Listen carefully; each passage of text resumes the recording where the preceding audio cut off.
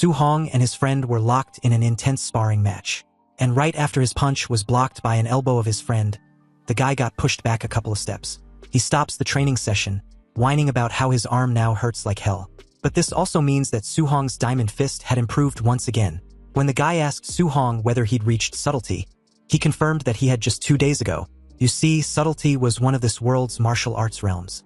And any martial arts mastery can be divided into 5 levels: entry, proficiency, subtlety, great accomplishment, and perfection. His friend was totally blown away by this, saying that in terms of the diamond fist, no one else in their class even comes close to him. Anyway, Su-hong was already eager to get back to training, but his friend begs for a break. In fact, he wasn't going to stick around to keep sparring with a training maniac. Plus, he was hungry and needed to go home for a meal. On his way out, he bid his farewell to teacher Lee, who reprimands him for leaving in his gym clothes. The middle-aged man then walks over to Su-hong to talk about him applying for the martial division. He asks why he still hasn't paid the $30,000 yuan enrollment fee. Su-hong asks for more time because of his family situation, but the teacher replied that his hands were tied. Rules were rules after all. Anyway, after the practice sessions ended, the gym was completely empty, with just Su-hong training by himself. Su-hong is left alone and frustrated, stewing over that $30,000 yuan fee. He recalls his parents passing away when he was only 3 years old in a beast disaster. Since then, he's been living with his aunt and uncle who totally support his training. Being a martial artist was a super lucrative career since the world had been overrun by ferocious beasts. That's why Su-hong feels guilty for being a burden on them. Even though he had been training with everything he's got, Su-hong heads home to his small apartment. But from the doorway, he overhears his aunt and uncle talking about being short on rent money. They decide to prioritize their nephew's enrollment fee because they don't want to hold the boy back. To make it happen, his uncle considers stopping his health medication while his aunt thinks about getting a second job. Su-hong's heart breaks hearing the sacrifice they're willing to make for him. Even so, he snaps out of his thoughts and forces a smile before entering. When he walks in, Su-hong greets the two, and his aunt fusses at him for training late again. He offers to give his uncle a massage, but the man just tells him to get some rest. The scene then shifts to Su-hong's room. Lying in bed and thinking things over, he decides he's going to solve his problems on his own. To do that, Su-hong figures there's only one place he can make some fast cash. The next day, Su-hong heads to a super modern building surrounded by a small forest. The place is actually an underground fight club, where the only rule is to win. The announcer introduces the fighter of the night, the Minotaur, who is none other than a disguised Su-hong. To take home the $60,000 prize, he needs to win 4 fights in a row. The crowd looks at this mysterious fighter over and murmurs that he must be a rookie. The announcer lady tells Su-hong to hype up the crowd, but he has no idea what to do, so she explains that he needs to taunt everyone. Su-hong gets the message. With that, he shouts that he's invincible and calls for all the weaklings to step up. The audience is shocked by his arrogance and figures he won't last long. But it gets the crowd fired up, and they start roaring for the fight to finally begin. Su-hong feels the tension in the air, but stays focused on fighting to get that money. Soon a guy in a rat mask climbs into the ring to face Su-hong. Su-hong analyzes his opponent and spots a weakness in his stance. The opponent rushes in with a punch while Su-hong seems distracted. Su-hong quickly raised his open fist for a lightning-fast counter against the rat mask dude. With a single well-aimed punch to his opponent's face, Su-hong shows off his power. The impact is so intense that the rat guy gets sent flying across the ring. Su-hong celebrates his first win and immediately calls for the next challenger. The crowd goes absolutely wild over the Minotaur's impressive performance. A new fighter enters the arena and says Su-hong won't be so lucky this time. Su-hong invites him to fight, thinking he can use this guy to test his strength. The opponent wastes no time and charges straight at Su-hong. But Su-hong blocks the guy's punch with his own fist, creating a huge shockwave. The opponent is stunned by his strength, but Su-hong knows he's stronger. Seizing the opportunity, he lands a solid punch right in the big guy's face. Su-hong notices that the guy put too much power into his punch, leaving his waist wide open. So, he takes advantage of the opening and delivers a powerful kick right to his side. The blow is so brutal, it sends the fighter flying clean out of the arena. And just like that, Su-hong scores his second victory in a row without breaking a sweat. He stands alone in the ring, waiting for the next opponent to step up. In a luxurious private room, a man in a suit remarks that the Minotaur is strong for an apprentice. This guy sees that the Minotaur already has 3 wins and decides to rig the next fight. At that moment, a masked fighter offers to take him on, and the boss tells him to hide his true strength. Meanwhile, Su-hong thinks beating these guys was a piece of cake with his new fist technique. He refocuses knowing he's just one more win away from the 60,000 he needs. Suddenly, he sees his final opponent. The crowd recognized the new challenger as the White Fox and was in an uproar because he was a quasi-martial artist, which was basically cheating. Su-hong knows this fight is going to be tough, but he can't even think about losing. The White Fox cracks a smug little smirk, showing he's feeling pretty confident. He tells Su-hong not to be scared because he knows his limits. With both of them in the ring, the announcer calls the final match. As soon as the bell rings, they both dash toward each other at high speed. Su-hong decides to go all out right from the first attack. He throws a powerful punch, but the White Fox stops it with an equally forceful punch of his own. Su-hong is shocked when he feels the power behind it and realizes this guy isn't just a simple quasi-martial artist. Then it hits him the guy is a real martial artist, just hiding his strength. The White Fox then calls out Su-hong for getting distracted. He unleashes a move called the Thunder Fist, landing a direct hit on Su-hong. The impact is brutal, and Su-hong feels the overwhelming power of a true martial artist. In the audience, people recognize the technique and already count the Minotaur out. The White Fox attacks relentlessly, taunting Su-hong to fight back and show his real strength. Su-hong can only defend knowing that if this keeps up, he's going to lose. He needs to find an opening to counterattack, but his opponent isn't giving him an inch. In a brief lapse, one of the White Fox's punches gets through Su-hong's defense. The blow lands right on Su-hong's face with tremendous force. The punch sends Su-hong flying to the ground, leaving him completely stunned. Lying on the floor, Su-hong's consciousness starts to fade after the attack. The White Fox steps on his mask and informs him he won't be getting a single cent of the prize money. But he makes Su-hong an offer to join them, and he'll get the money, but Su-hong refuses.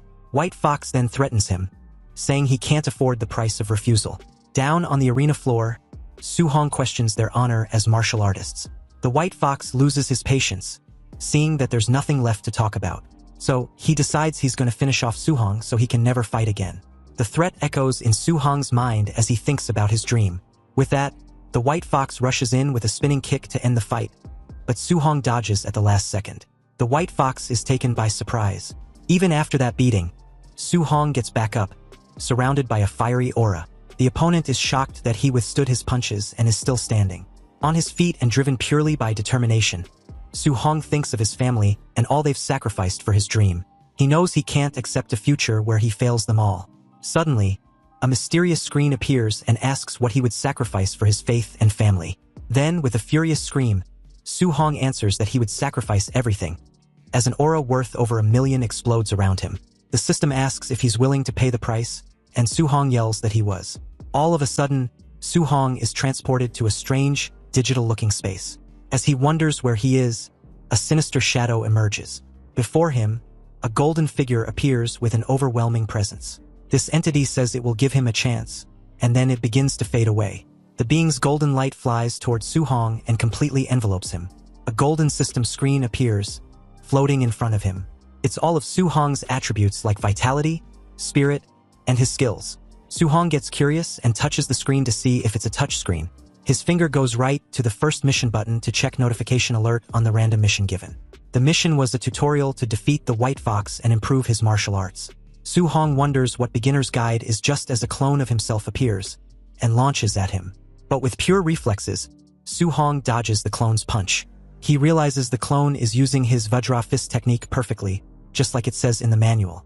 Seeing the clone as a master, Su-hong decides he can't miss this chance to learn. He jumps into the fight and starts trading punches with his copy. Su-hong realizes the clone is demonstrating the perfect way to fight, completely overwhelming him. But the clone doesn't hold back and lands a full power punch right in Su-hong's gut. The punch was so strong it sends Su-hong flying backward. He notices his own fist technique has improved and is shocked by how fast he's progressing. With a smile, he understands that this place can level up his skills incredibly quickly. So, the two go back to fighting with everything they've got, continuing the intense training. With every punch, Su-hong's mastery of the Vajra fist grows more and more. They also practice the void step and Su-hong's proficiency skyrockets. In a short time, all of his skills are nearing their maximum level. His floating light palm is the first to reach the micro level. Right after, his void step reaches the same milestone. With one final punch, his Vajra fist finally achieves the master level. After the training, the clone dissolves into golden light, leaving Su-hong alone and exhausted. As the session ends, The system congratulates him and asks if he wants to return to reality. Su-hong agrees, and in that same instant, he's back in the arena, right in front of the white fox. His opponent, annoyed by all the weirdness, charges at Su-hong with everything he has. He attacks with his thunder fist, trying to end the fight once and for all. But Su-hong dodges the punch with ease, thinking it was way too slow. With unbelievable speed, Su-hong unleashes a powerful punch on his rival. The hit lands square on the opponent's face, shattering his mask into pieces. Su-hong gives him a cold stare, showing his determination after that mighty blow. In the crowd, everyone is in shock at the unbelievable comeback. With that, the white fox falls in defeat and Su-hong wins the fight. He then turns to the announcer and asks when he's getting his prize money. From his office, the arena boss is stunned that an apprentice has mastered the Vajra fist. Intrigued, he orders his men to follow Su-hong and find out who he is. With the cash in his pocket, Su-hong leaves through a dark city alley. But before he gets close to home, he glances back suspiciously, feeling like he's being followed. Su-hong was quick to ditch the two men who had been tailing him ever since he left the arena. They start to panic because they lost track of Su-hong and had no idea of his real identity either. But unbeknownst to them, Su-hong was quietly above them, hiding in the dark just in between the alley walls. With that, he manages to escape and gets to the safety of a nearby rooftop. Su-hong made his way home. His aunt and uncle are shocked by the cash and ask if he robbed a bank. He lies and says the dojo master sponsored him after seeing his great talent. Su-hong sticks to his story and asks them to trust him. Hearing this, his aunt and uncle are bursting with pride and believe in his promising future. After their talk, Su-hong goes up to the roof to think for a bit. He's relieved to have solved the family's money problems. Su-hong thanks the system for helping him but notices that only his skills have changed. Then, a notification explains that martial value can be used to level up his other stats. Without a second thought, he decides to test it and dumps the points into his vitality. His vitality jumps from 85 to 90. He feels an insane amount of power coursing through his entire body. A pure energy aura completely surrounds him. Looking at his stats, he realizes he's reached the level of a quasi-martial artist. Hyped up, he decides to put all his remaining points into vitality. He notices his injuries have vanished and he feels stronger than ever. Full of energy, he leaps across the rooftops to go test out his current power. He decides to head to school to test his strength on a combat machine. Arriving at Star City No. 1 high school training ground, he approaches what seemed to be a machine used to gauge a person's strength. But it was merely a Tier 1. Nonetheless, Su-hong gets ready and decides to use 70% of his power. With a focused look, he unleashes his most powerful punch yet. The hit smashes into the machine with a devastating impact. He gets a little worried about the force of his own attack. The machine is completely wrecked and he wonders if he was going to have to pay for it. The noise attracts attention, so Su-hong decides to bounce as fast as he can. Just then, an old guy in pajamas shows up and is absolutely livid about the broken machine, immediately suspecting a couple of students, Chun-shan and Li-tu. Furious, the old geezer vows to teach whoever's responsible a serious lesson once school starts. The very next day, all the final year students assembled at the school's gymnasium, and in the lineups, Su-hong noticed a bump on Chun-shan's head and questioned his friend about it. Apparently, Chun-shan was held responsible for smashing the tester in the outdoor drill ground in the middle of the night yesterday and refused to admit it, so he was punished by the principal. Su-hong gave a nervous smile, realizing Chun-shan was made to take the blame for him. In that moment, the principal instructed them to pipe down before introducing his old comrade-in-arms and a Tier 3 martial artist, Chun Tian. He was there to teach them a C-rank martial art, the Thunder Rush Fist. The principal then urges everyone to learn it well. Almost immediately, the crowd was abuzz since a C-rank martial arts taught outside dojos cost hundreds of thousands in tuition. Also, some were amazed upon seeing a Tier 3 martial artist for the first time. Su-hong suddenly recalls his fight with White Fox, noting he used a technique that had the very same name. And he silently acknowledged how powerful this technique truly was, allowing a martial artist to blast out 3 impacts from one punch. If he wanted to learn this kind of C-rank martial art outside, just the registration fee would be at least several $100,000. So with this intel, he was determined to seize this opportunity. Chun Tian took charge and called out to the students, instructing them to quit with their nonsensical chatter and watch as he demonstrates the technique. He will perform the technique 10 times from start to finish. And how much they learn depends on themselves. Chun Tian suddenly shifted his stance, and as he punched the air, he informed them that the Thunder Rush Fist's momentum is fierce and domineering. At the basic level, the punch will emit a sound of thunder. At proficient, they can strike out 3 sounds. At micro level, 5 sounds. And at mastered level, which was his current realm, 7 sounds. When he was done, he tops it off with what to expect when one reaches the perfect realm. At that realm, the strikeout would emit 9 sounds. However, they shouldn't aim too high for now. Reaching the basic today would be good enough. Chintian then yells for them to try to follow along as he starts the second demonstration. Several hours later, almost every student was exhausted, yet none of them was able to learn the technique. A few were still at it, but there wasn't much hope.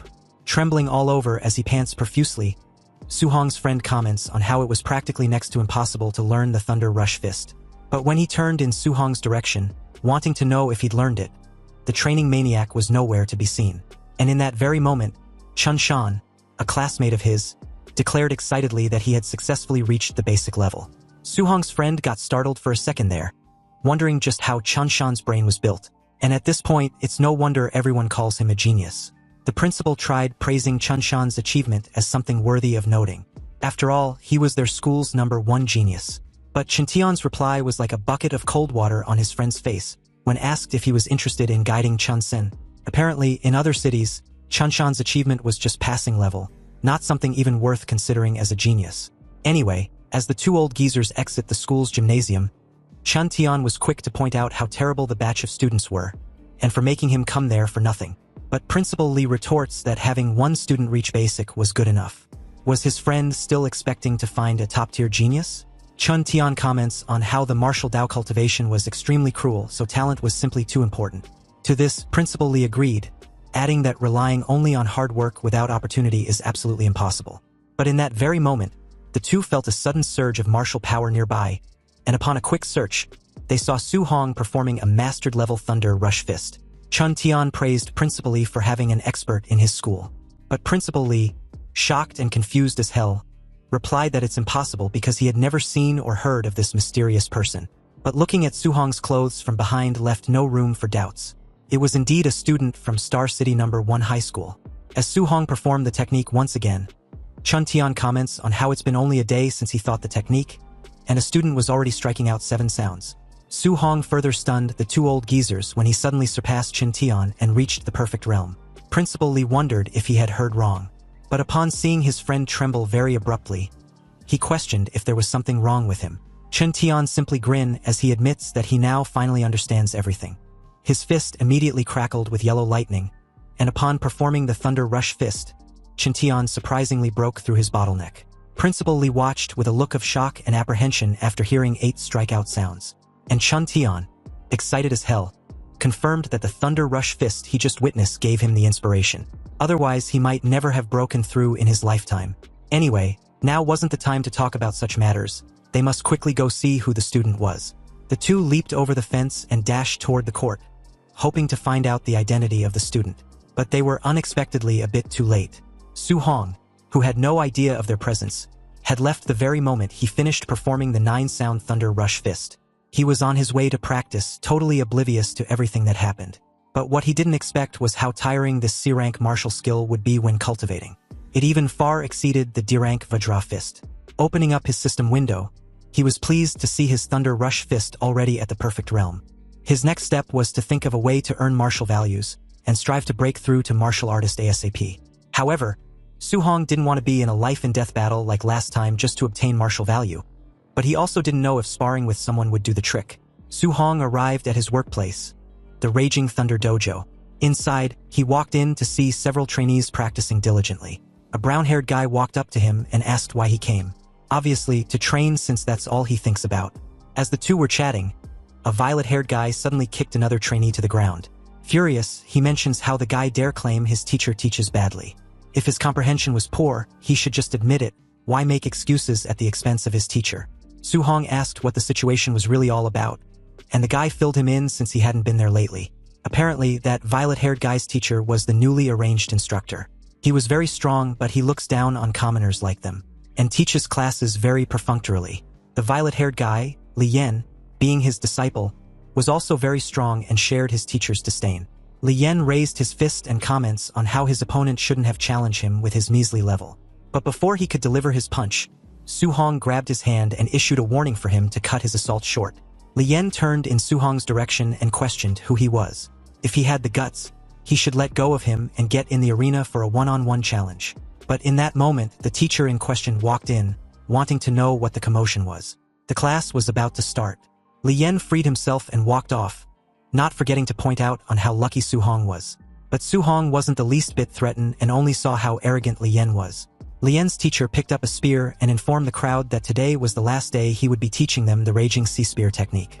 His old rule was still in effect, so he would only perform it once. He then began to demonstrate the technique, moving with elegance and grace. As the bastard briefly stares at the crowd, he was so sure that none of them would be able to learn it with just a demonstration, or so he thought. Because Su Hong was not only planning to prove him wrong, but he intended on perfecting it by reaching the perfect realm as soon as possible. His eyes followed every small detail in the middle-aged guy's movements, and after the demonstration was over, the arrogant bastard drops his spear and walked off with Li Yan in tow. He informs them that he was done, and how much they learned depended on themselves. The crowd grew furious by this, claiming his teachings were a scam. How the hell were they going to learn anything from just one demonstration? And what's more, the back row couldn't even clearly see the demonstration at all. On the other hand, Su Hong seemed to have grasped the core concept of the spear technique, which was the spear being like a flood dragon treading the sea, and the momentum like endless giant waves.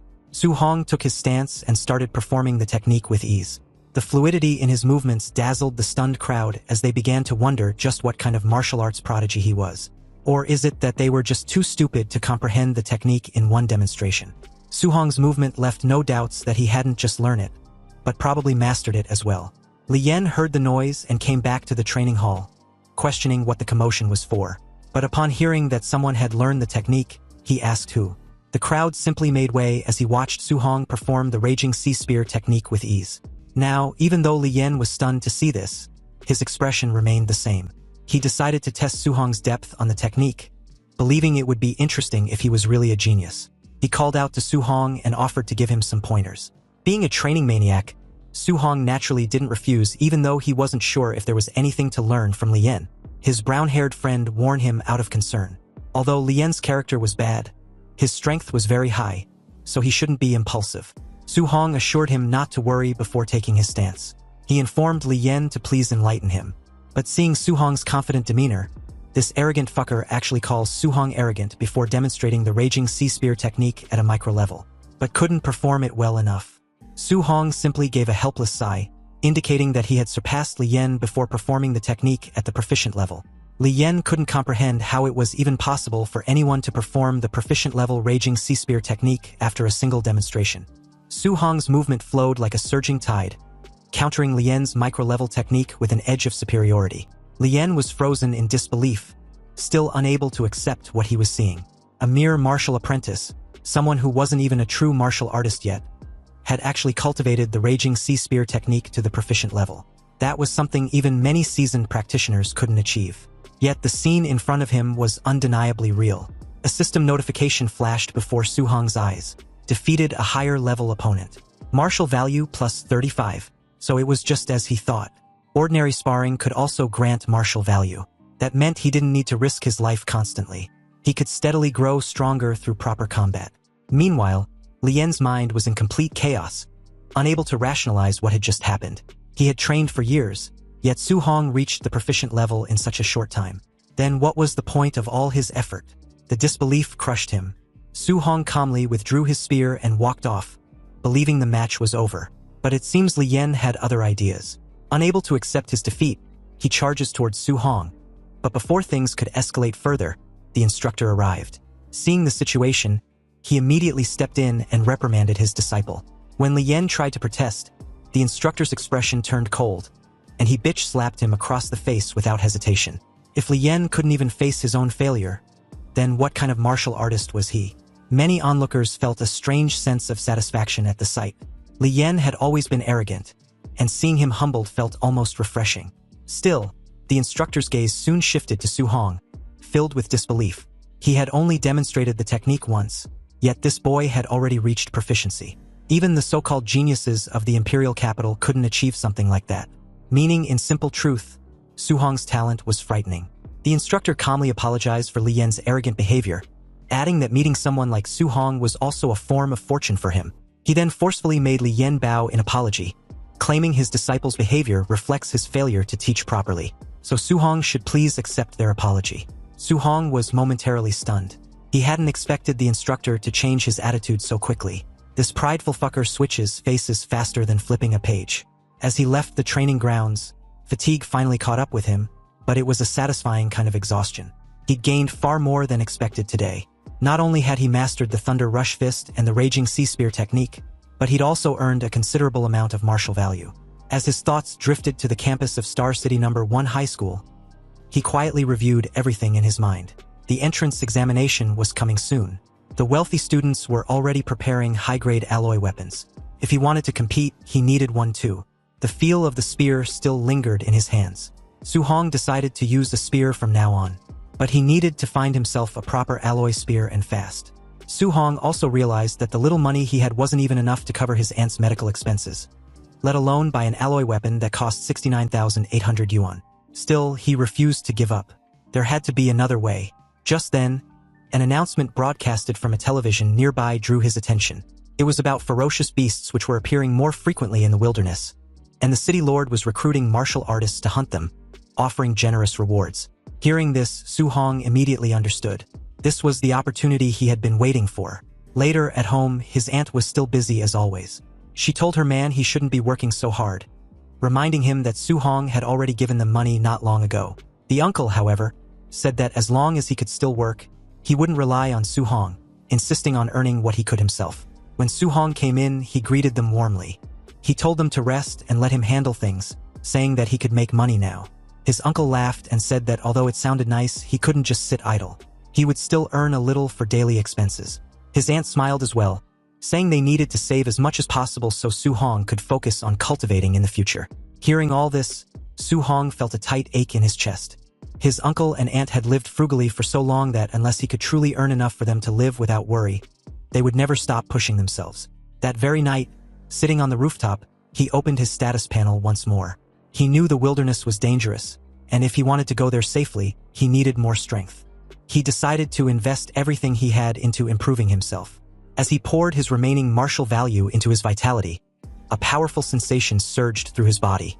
His blood roared, his muscles tightened, and his aura grew denser and more oppressive with every increase. The number continued to rise until it finally stopped at 95.2. Meditating beneath the night sky, Su-hong could feel the power coursing through him. His presence alone now carried the faint pressure of a ferocious beast ready to be unleashed. Su-hong silently noted that his vitality had reached 95.2, just one small step away from truly becoming a martial artist. 2 days later, late at night, he lay on the floor of the training hall, completely exhausted. Every part of his body ached, but his eyes were bright. His martial skills had all reached completion. The Thunder Rush Fist, the Raging Sea Spear, the Vajra Fist, and the Floating Light Palm were all perfected. He let out a long breath, thinking that he had finally done it. 2 full days of non-stop cultivation had paid off. Now it was time to move on. The next morning, he set out for the Star City Martial Artist Base. When he arrived, he couldn't help but pause in amazement. Even though he'd seen this place countless times on the news, standing here in person felt completely different. Martial artists were everywhere, filling the streets with a powerful presence. As he walked forward, his eyes swept over the pamphlet in his hands. Unranked Ferocious Beast cost 300 Blue Star coins, but a Tier 1 initial stage Ferocious Beast cost 1,000 Blue Star coins. Then a Tier 1 mid-stage cost 3,000 Blue Star coins, and a Tier 1 high stage cost 5,000 Blue Star coins. Reading the list, Su-hong frowned slightly. The rule beneath it stated that only the left ear of the beast would be accepted as proof. Without it, no reward would be issued. Su-hong was surprised by how crude and primitive the system was. Nearby, he noticed a young man at the counter telling the receptionist to help his calculate how much his hunt was worth. The man was carrying a sack that clearly contained severed beast ears. But just then, a commotion broke out at the entrance. Someone shouted for people to move aside, saying that young Master Yi had arrived. The crowd parted instinctively. Su-hong glanced over and immediately noticed the arrogant figure striding in. Something about the young blonde felt strangely familiar. His brows furrowed. That presence, it reminded him of White Fox from the underground arena. Anyway, whispers suddenly broke out around Su-hong, calling the young guy a poser, and claiming that if it weren't for his uncle being in charge as the base director, he'd have been beaten to death long ago. Another added that he heard the arrogant blonde got beaten up badly a few days ago. Though the rest were a bit taken aback by this news, they also believed it serves that arrogant prick right. And it's no wonder he's been keeping such a low profile lately. Su Hong listened quietly, then looked up again, his eyes meeting the other man's for a brief moment. Recognition flickered between them. The air subtly tightened. Su Hong couldn't help but think that the real danger wasn't just the ferocious beasts out there, but people as well. He reminded himself to stay cautious no matter what. As he was heading out, a guard glanced at him and commented, saying he looked young, and asked if this was his first time going into the wilderness alone. Su Hong just gave a short response and kept walking. Behind him, that person shook his head and muttered that it was another ignorant kid rushing to his death. Once inside the wilderness, Su Hong took in his surroundings. The forest was lush and quiet, almost peaceful. Still, he reminded himself not to let his guard down. He told himself he had to return with results. He couldn't afford to come back empty-handed. 2 hours passed as he moved deeper inside. He drank some water and frowned. He hadn't seen a single ferocious beast yet. It made him wonder if all the beasts near the outer area had already been cleared out. With that thought, he picked up his pace and headed deeper into the forest. Then suddenly, his expression changed. Right in front of him stood a massive ferocious beast. It was huge, its aura oppressive, and it looked exactly like the descriptions he'd seen in the textbooks. Su Hong instantly recognized the beast as a Tier 1 initial stage nether moonwolf. It stared at him with bloodshot eyes, baring its fangs as it let out a low growl. Clearly, it was hungry. As the beast tensed and prepared to pounce, Su Hong took a deep breath and steadied himself. The wolf lunged forward with its sharp claws, but Su Hong reacted instantly. He dodged to the side and drove a thunder rush fist straight into its abdomen. The impact sent the beast flying, its massive body slamming into a tree with a dull crash. The wolf collapsed, barely able to move. Su Hong stood there, his fists still crackling faintly with electricity. He looked down at his trembling hands, feeling the lingering power surging through his body. He couldn't help thinking that fighting real ferocious beasts felt far more exhilarating than anything else he had experienced. And taking down a Tier 1 initial stage beast in a single blow made his blood surge with excitement. If he could handle this so easily, he wondered how he would fare against a Tier 1 mid-stage beast. Just as that thought crossed his mind, a sudden movement caught his attention. From the shadows behind him, a massive figure emerged. A low, menacing growl rolled through the forest as a huge silhouette stepped into view. It was another beast, far larger, far more dangerous. A Tier 1 mid-stage ferocious beast, a raging black bear. The bear charged, clearly believing it had found an easy prey. But before it could land its attack, a blur of motion struck it head-on. A powerful, lightning-infused punch slammed into its body, sending it crashing to the ground. Su Hong stood tall, calm and steady. It was his punch that had dropped the beast. He exhaled slowly, realizing just how much his strength had grown. With his current power, as long as he didn't encounter a Tier 2 ferocious beast, he wouldn't be in much danger. With the left ear of the beast in hand, Su Hong had secured another reward, a 3,000 yuan in bounty. And as that thought crossed his mind, a system notification appeared, informing him that his accumulated martial value was now sufficient to break through and officially become a martial artist. Su Hong's heart raced. He was finally at the threshold. But before he could celebrate, a terrifying roar echoed through the forest, far more oppressive than anything he'd felt before. The pressure alone made his skin prickle. His expression changed instantly. He turned toward the source of the sound, eyes narrowing.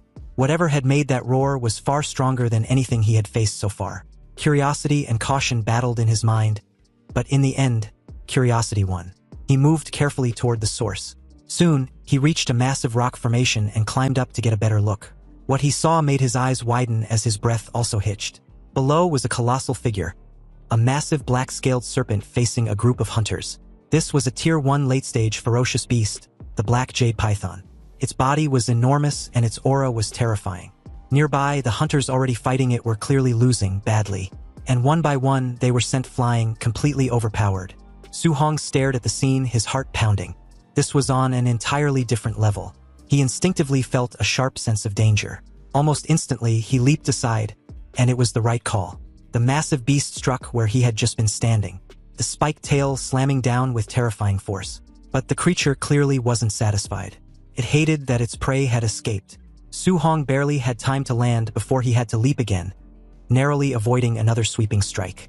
Even so, the sheer speed of the attack still grazed him, sending a jolt through him as his body was sent flying. He realized just how fast this creature truly was. As he steadied himself, he noticed a dead hunter nearby. Pushing aside his own pain, Su Hong grabbed the dead guy's weapon. He muttered that he'd borrow it for a moment and turned back toward the beast. The massive python reared up, jaws opening wide as it prepared to strike again. Su Hong barely avoided the attack, rolling away just in time. As he regained his footing, his thoughts raced. A Tier 1 late-stage ferocious beast normally required several martial artists working together to take down. Yet he had already reached the point where he could fight one head-on. He realized this was because all of his martial skills had reached the perfected state. Using his perfected void step, he darted around the battlefield, dodging the beast's attacks with blinding speed. Then he launched a counterattack, driving his spear forward with the Raging Sea Spear technique. The strike pierced the beast's hide, drawing a furious roar from its throat. The python thrashed violently and raged by the pain. Su Hong didn't relent. He struck again, his movements fluid and precise, forcing the massive creature into a frenzy. Still, he knew the truth. Its body was enormous, and landing a single decisive blow wouldn't be easy. The difference in size made it difficult to strike a fatal spot. As he maneuvered, he reminded himself to stay patient. He needed to weaken it first and wait for the right opening. Just then, the beast lashed out again, its massive body crashing toward him with an overwhelming force. In response, Su Hong unleashed a perfectly executed thunderous fist, and the explosive force collided head-on with the beast's attack, stopping it in its tracks. The shockwave rippled through the air as both figures staggered back, the battle far from over. Su Hong knew that once he landed a successful strike, he couldn't afford to linger. He had to immediately pull back, widen the distance, and look for another opening. One mistake would be fatal. That was the price of facing a creature like this. He could feel his breathing growing heavier with every exchange. Fighting this way was exhausting, but it was also the safest option he had. Still, as the battle dragged on, even he could sense his stamina starting to dip. At the same time, the black jade python wasn't faring much better. Its movements were becoming sluggish, its breath rough and uneven. Su Hong realized that the beast was also nearing its limit. Just a little more, he thought. If he can keep this up a few more rounds, he can finish it. He steadied himself, preparing for the next exchange, fully focused on the beast in front of him. Then, without warning, a dangerous chill ran down his spine. Something was wrong, and before he could react, a violent force slammed into him from the side. The impact sent him flying, his body crashing hard against the ground. His breath was knocked out of him in an instant. He forced himself to roll over, shaken all over as the impact seemed to have rattled his bones. He realized too late that he'd been ambushed. Struggling to his feet, he demanded to know who it was. Then, ahead of him, several figures stepped forward. Su Hong's eyes narrowed as he recognized the group. His heart sank slightly. The leader of the group, that arrogant blonde, laughed loudly, clearly enjoying the situation. He mocked Su Hong, asking how it felt to be caught off guard, and suggested that perhaps he should hand over the black jade python instead. Trouble had truly arrived, and now Su Hong was facing not only a wounded but still dangerous ferocious beast, but also a group of hostile martial artists. When the blonde guy first saw Su Hong daring to leave the city alone, he thought for sure he would die out there. But never did he expect Su Hong's luck to be this good. Not only was he not dead, but he also found a critically injured black jade giant python. As the blonde shifted his gaze to the ferocious beast nearby, it was on the verge of death. Meanwhile, Su Hong was quick to catch the implication of what the guy just said. Since he claimed Su Hong found the black jade giant python already close to biting the dust, it meant the group had just arrived and believed him to be weak. All 5 of them are martial artists and they have the numerical advantage. Obviously, it would be damn near impossible for Su Hong to fight them head-on, especially with his current state. Anyway, while he was still in thoughts, the muscle brute launched at him, questioning why he hadn't scrammed yet like his young master Yi ordered. Was he deaf? The black jade giant python now belongs to his young master. Pissed off, Su Hong's expression suddenly turned dark, his fist crackling with electricity and a faint red aura. He angrily declared that the muscle brute only managed to push him back earlier because of a sneak attack. And now he foolishly believed he was incapable of beating him and his team. Su Hong meets the incoming fist with a punch of his own, and as the two collided with a thunderous clash, the muscle brute was stunned to discern his opponent's terrifying strength. He had no time to dodge the next punch, which followed almost immediately after the clash, striking him right in the face. The force of the punch shattered his mask, revealing his widened eyes as he was put to sleep permanently. The rest of the team watched the musclehead got dropped with just a punch. Then the young master commended Su Hong for his excellent execution of the Vajra fist. Sure enough, Su Hong was definitely the Minotaur from the underground arena. A visible bead of sweat rolled down Su Hong's cheek as he also confirmed the blonde to be indeed White Fox. Young Master Yi partially covered his face with a hand, admitting that Su Hong was the first person to bring him such humiliation in front of so many people. The rest then charged towards Su Hong the very second their young master gave the order. They were to kill him, but before the three could gang up on Su Hong, he grabbed the borrowed spear and made a run for it, leaping over the small cliff and sprinting into the forest. And by the time the group made their way inside the forest, they lost sight of him. Anyway, since the woods ahead were dense, it was easy to get ambushed, so one of them warned the rest to be careful. But another in a red jacket retorts that there were so many of them so they can't actually be afraid of just one guy. In that precise moment, Su Hong appeared behind him like a phantom, and upon turning to see just a brief silhouette of him, he swiftly got dropped with a heavy punch, blood gushing out of his nose and mouth in his unconscious state. Young Master Yi cursed at the gruesome sight, silently wondering how Su Hong was so fast. The remaining three immediately placed their backs against each other, covering their blind spots. The hooded guy of the three calls out their leader, pointing out that Su Hong had used the thunderclap fist, and the echoes were 9, meaning it was at perfection, something that even rank 3 martial artists fail to do. But the blonde immediately tells him to pipe the fuck up. Inwardly, he was freaking out just like the ponytail guy, realizing that Su Hong had perfected his Vajra fist and thunderclap fist. He couldn't comprehend how it was even possible. Meanwhile, on a tree branch nearby, Su Hong watched the three silently. If he hadn't just tangled with the giant python and consumed too much of his vitality, he could have crushed the entire group head-on. Now, he can only look for opportunities to defeat them one by one. He suddenly threw his spear at them, not aiming at any of them exactly, but created the needed distraction upon landing. Su Hong used this brief opportunity to launch towards the weakest link of the three, the ponytail guy. He kneed the guy in the face, crushing his skull as blood splattered in several directions. The remaining two couldn't even catch the silhouette of Su Hong before seeing another teammate drop lifelessly on the ground like the others. And at this point, the hooded guy could no longer keep his cool. He started freaking out, suggesting they get the hell out of there because Su Hong was way too strong. But the young master dismissed the very idea, questioning if his teammate was kidding him. He planned on killing Su Hong right then and there, no matter what. Su Hong suddenly started encircling them, darting on the tree stems and branches at a terrifying speed. The blonde was in the middle of telling the hooded guy something when Su Hong's silhouette flashed in between them, and along with it, the hooded guy's head being crashed into the ground with a reverberating thud. The young master gritted his teeth in fear and confusion. Still mind-boggled, he cursed, unable to make sense of how much stronger Su Hong had gotten in just a few days. In that moment, Su Hong's phantom flashed behind him, but when he turned, he saw that the spear was gone. He cursed once more as Su Hong's phantom, once again, appeared from behind. But this time around, the blonde was quick to catch on. He turned very abruptly and locked onto Su Hong, his hand shining with a dazzling azure light. And as he yells, he questioned if Su Hong seriously thought he's got him beat. Using the void-shattering finger, the young master released an attack at close range. But Su Hong was fast enough to dodge to the side as the blue beam whizzed past him and directly hit a tree nearby, completely cutting it in two. As the tree falls, the young blonde started a frenzy attack, releasing the void-shattering finger in any direction he believes Su Hong might be. Meanwhile, as Su Hong darts around, he was amazed at such power being released and deduced the martial skills level not to be low in any standards. He also wondered whether it was B-class. But then the blonde guy suddenly made the dumbest move yet. He informed Su Hong that he'd memorized his face, so if he dare harm him once he gets back, he will definitely kill his whole family. And just like that, as if a switch had been flipped on within Su Hong, he spared no time charging towards the blonde idiot, who was saying that his uncle was a supervisor at the martial artist base. But he didn't even get the chance to finish off his threat, and was cut mid-speech as Su Hong suddenly appeared behind him with his thunderclap fist. He stated that he liked the idiot better when he was acting all high and mighty just now, but he made a fatal mistake threatening his family. The fist connected directly with the blonde's face, trashing him across the forest, then back of the cliff. The idiot crashed heavily onto the ground, creating a small cloud of dust and debris.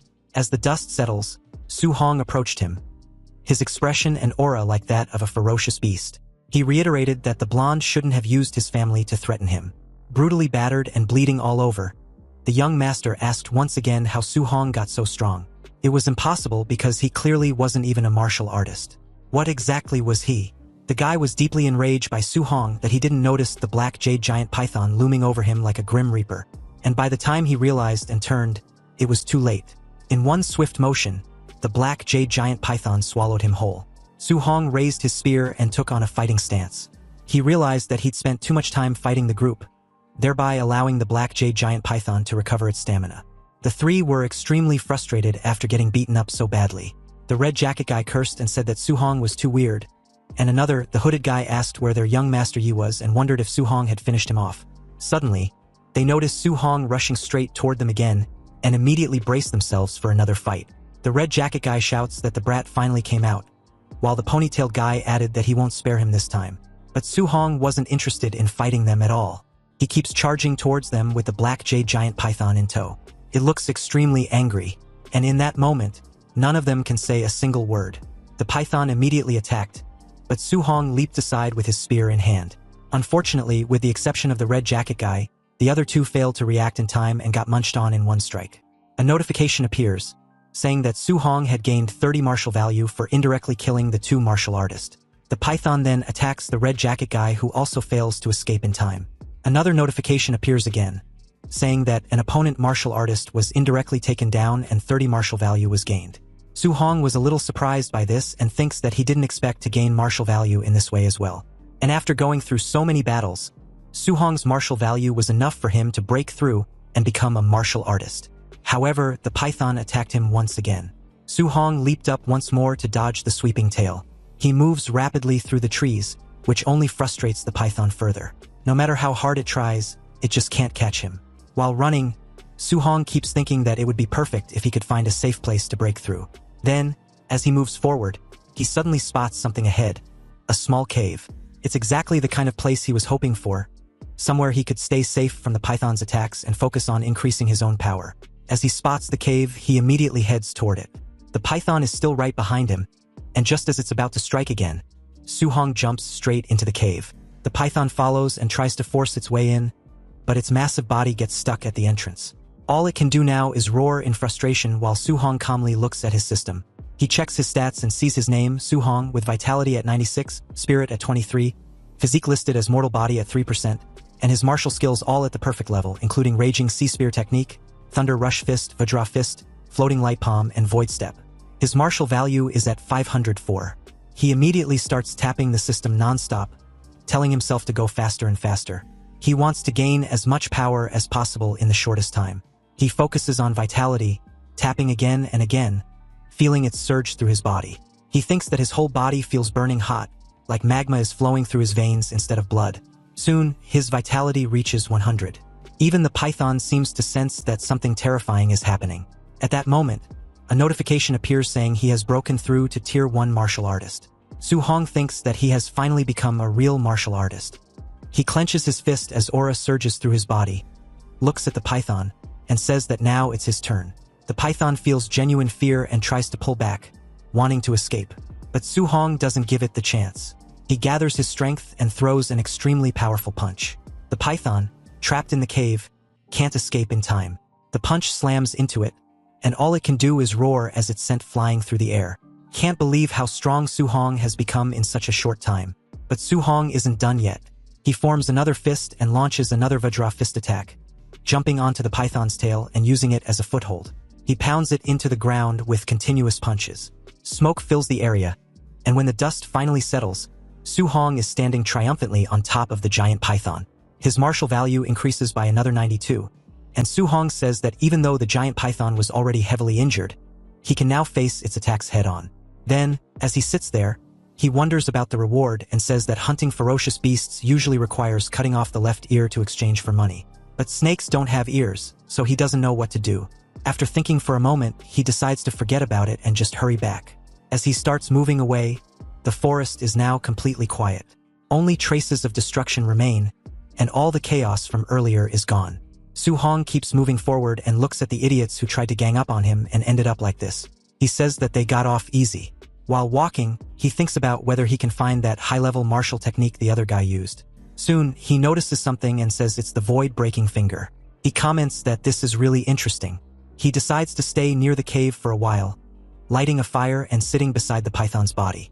He starts studying the technique and says that he has already memorized the entire introductory cultivation method for void-breaking finger. Next, he plans to use the system to master it quickly. As he continues practicing, a clone soon appears for him to fight.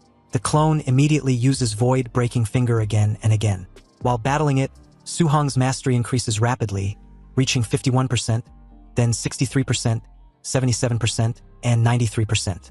Soon after, Void-Breaking Finger enters the basic realm and starts charging from 1%. However, Su-hong is clearly exhausted. He keeps coughing and says that, as expected of a B-rank martial skill, even learning it to the basic realm puts tremendous pressure on his body. The technique's guidance tells him to go find a monster to test its power. 3 days later, Su-hong faces a massive roaring monster, a huge bear. Using Void-Breaking Finger, he fights it head-on and eventually takes it down. After the battle, Su-hong says that he has finally reached the perfect realm. He adds that this power is truly worthy of a B-rank martial skill.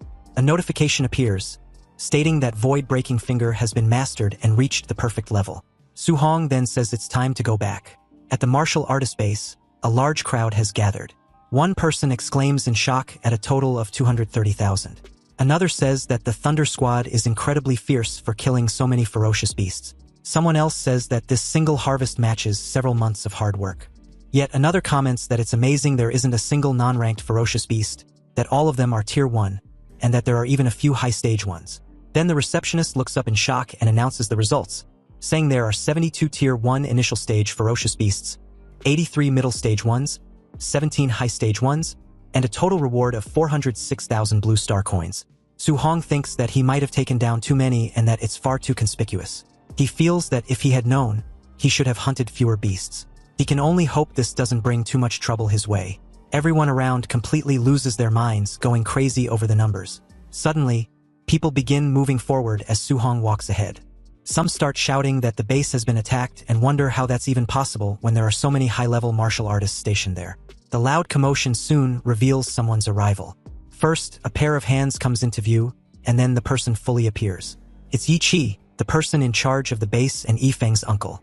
He orders everyone to blockade the base immediately and not let even a single fly escape. Others respond at once, saying they understand and will do it right away. Soon after, another supervisor arrives and asks what happened.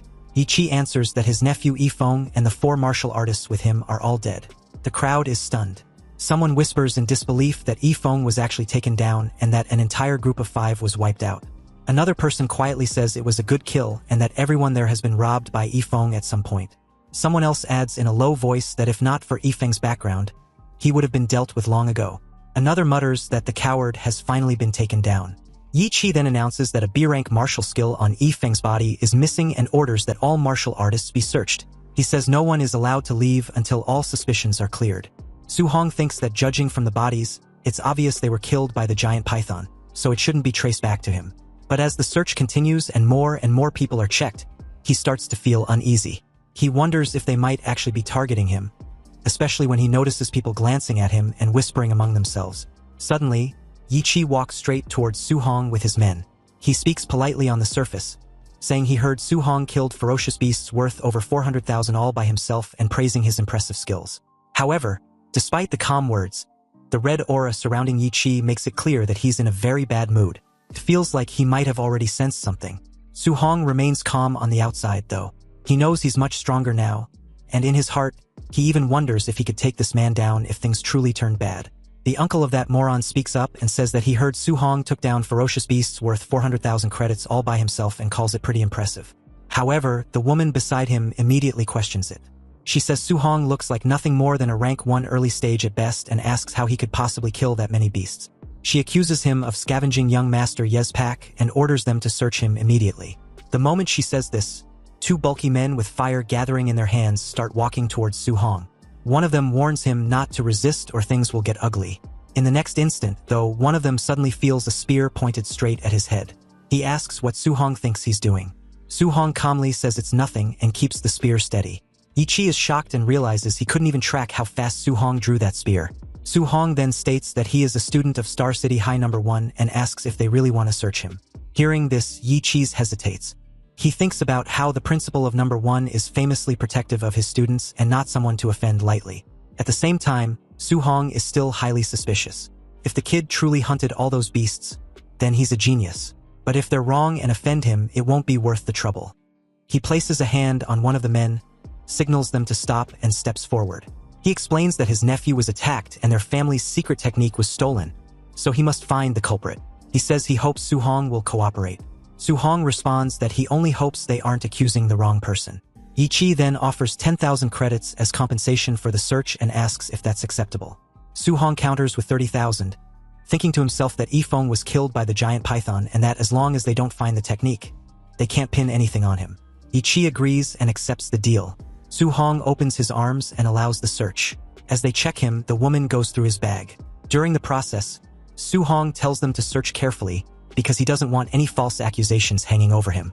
When the search is finished, the men report that there's nothing there. Yi Chi nods and orders them to give Su Hong the 30,000 credits and let him go. Su Hong thinks to himself that it's a good thing he cleaned everything up or he would have been in serious trouble today. Yi Chi then turns to the others and tells them to keep searching, saying that no one is allowed to leave until all suspicions are cleared. As Su Hong walks away, he thinks about his next steps. He plans to go shower and change, then head to the Martial Artist Association to register for the assessment. He knows he needs to get his hands on a guidance technique as soon as possible. Then at the martial artist base's underground hotel, Su Hong checks his system and says that he has 534 martial points and didn't expect it to be that much. He says he's been so focused on training the world-shattering finger and hunting beasts these past few days that he never got the chance to use them. The status shows his name is Su Hong, vitality at 103+, spirit at 23+, physique at mortal frame 6%+, and martial arts including void-shattering finger, raging sea spear technique, thunderclap fist, vajra fist, floating light palm, and void step all at perfection. His martial points stand at 534. Looking at everything, Su Hong thinks that rank 1 early stage requires 100 vitality, while rank 1 mid-stage needs 200 vitality.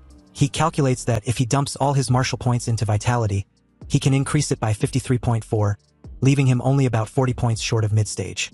But he also realizes he hasn't upgraded spirit or mortal frame yet and wonders what effects they might have. He looks again and notes that his spirit is 23 and his mortal frame is at 6%. He thinks that he has plenty of martial points anyway, so he might as well see what happens. He starts upgrading his spirit, watching it rise by 0.1 again and again. After the upgrade, he says he doesn't really feel any different after raising his spirit.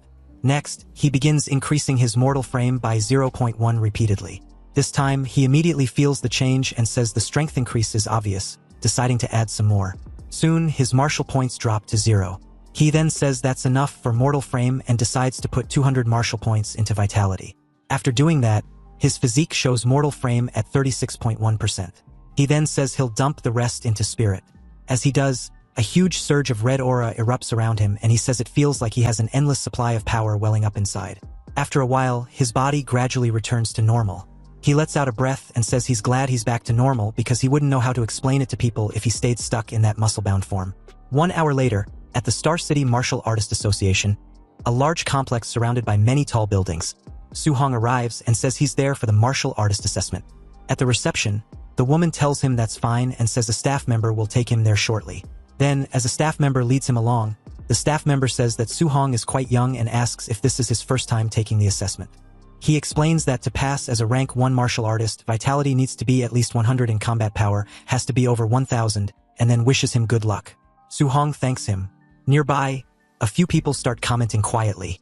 One says that the kid came alone and doesn't even have a master with him. Another says he's probably just here to test the waters because of his age. Suddenly, Su Hong notices the crowd getting noisy. People are clamoring as a voice announces that Panjia has vitality 102 and combat power 992, and that he failed the assessment. The guy curses and says he was so close. Su Hong and the staff member enter the assessment area. A moment later, another announcement says that Li Ming has vitality 105 and passed, and that he will proceed to the combat power test. Li Ming is taken to a punching machine and throws a powerful punch. When the number shows 1763, he passes immediately. Someone comments that a combat power of 1763 is almost at the level of a rank 1 mid-stage martial artist. Another person asks if Jiang Ming from Raging Thunder has a disciple named Li Ming. Someone else realizes that Li Ming is Jiang Ming's disciple and says it's no wonder he's such a genius, especially since he was using Thunderclap Fist. Su Hong hears this and thinks that he thought Jiang Ming's disciple was Li Yan, wondering just how many disciples that man has. Soon after, a staff member comes over and tells Su Hong that he's next. As Su Hong steps forward for the examination, the guy before him thinks to himself that he's taking the assessment at this age because he's a genius. He admits that Su Hong is rare for being the same age, but still wonders how Su Hong could possibly compare to him. Suddenly, the crowd erupts in shock. People start shouting in disbelief, with some asking if the vitality tester is broken and how someone's vitality could be that high. The arrogant guy turns back in shock as the staff announces that Su-hong's vitality is 123 and that he has passed. The man mutters that it's impossible. He quickly tries to calm himself down, thinking that high vitality doesn't mean everything and that combat power is what truly matters. He still hopes that, at the very least, he can be number one there. Then the staff officer announces that the combat power test is beginning and Su-hong is led to the punching machine. As Su-hong prepares to punch, he thinks that he has already advanced to a martial artist and upgraded his physique, so his strength has increased massively. He thinks that using 40% of his power should be enough for the test, but then worries that if he goes too easy, he might fail the combat power requirement. To be safe, he decides to use 50% instead. He throws the punch with terrifying force. Even at 50%, the pressure is overwhelming. The machine is sent flying straight into the wall ahead and shatters on impact. The destruction is insane and everyone watching is completely stunned. No one can believe what they're seeing. One person thinks that he sent the tester flying with a single punch and that kind of power is terrifying. Another wave of clamoring breaks out even louder than before. Someone else realizes that Su-hong didn't even use any martial arts just now. Then a voice says that the standard combat power for a rank 1 high-stage martial artist is only 3,000 and that this result is simply unimaginable. Another person exclaims to a teacher that it's that kid again and calls him an absolute monster. The teacher responds that this explains everything. Later, inside an office, a woman is shown. She was Wu Linxian, the president of the Star City Martial Arts Association. She complains that the neighboring Yong City branch has produced another genius and brags about it every day. She wonders what they're so proud of and complains that if Star City doesn't produce a few geniuses soon, she's going to lose her job. Suddenly, a man rushes into her office shouting that a monster has appeared in the martial artist assessment. Because he's yelling so loudly, Wu Linxian turns around and glares at him, clearly startled. The man quickly explains that it's a rank 1 early-stage martial artist who sent the tester flying using nothing but raw physical strength and that his combat power reached 3,000. Even Wu Linxian finds it hard to believe. Still, she realizes that this might be exactly what she needs right now. At the Martial Arts Association Central Hall, the male receptionist informs Su-hong that he will take him to the second floor to register his identity as a martial artist first. Then they will go collect his allowance. Su-hong thanked him before Wu Linxian suddenly showed up, telling the receptionist that she would handle the rest personally.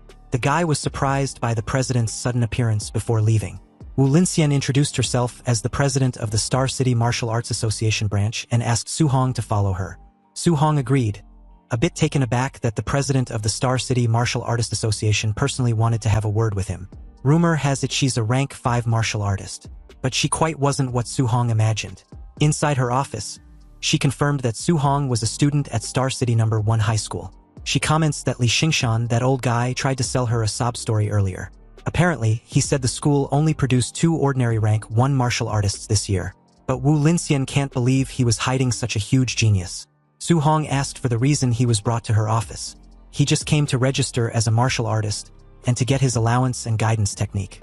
Wu Linxian told him to relax. She had already had his subordinates handle his ID and monthly allowance. And as for the guidance technique, she was going to teach him personally. Wu Linxian wanted to know how much Su-hong currently understood about the guidance techniques. The textbooks say that the spiritual energy of heaven and earth was divided by attributes. Guidance techniques were methods to absorb this spiritual energy to strengthen oneself. And to absorb spiritual energy of different attributes requires the corresponding guidance technique. Though what the textbooks say isn't wrong, the guidance techniques aren't merely cultivation methods. For example, the Heavenly Flame Guidance Technique Wu Linxian practice primarily absorbs fire attribute spiritual energy. While strengthening her body, it also imbues her attacks with the lethality of the fire attribute. If he can project the attribute attack outward, it can even increase his attack range. However, for a rank 1 martial artist, never mind wrapping his fist in the element, just being able to carry a bit of the attribute is already quite good. Su-hong was stunned to learn that the guidance techniques can be used to attack. He thought they were just methods for absorbing spiritual energy for cultivation. Obviously, the textbooks never taught him this. Spiritual energy has 7 attributes: metal, wood, water, fire, earth, thunder, and wind.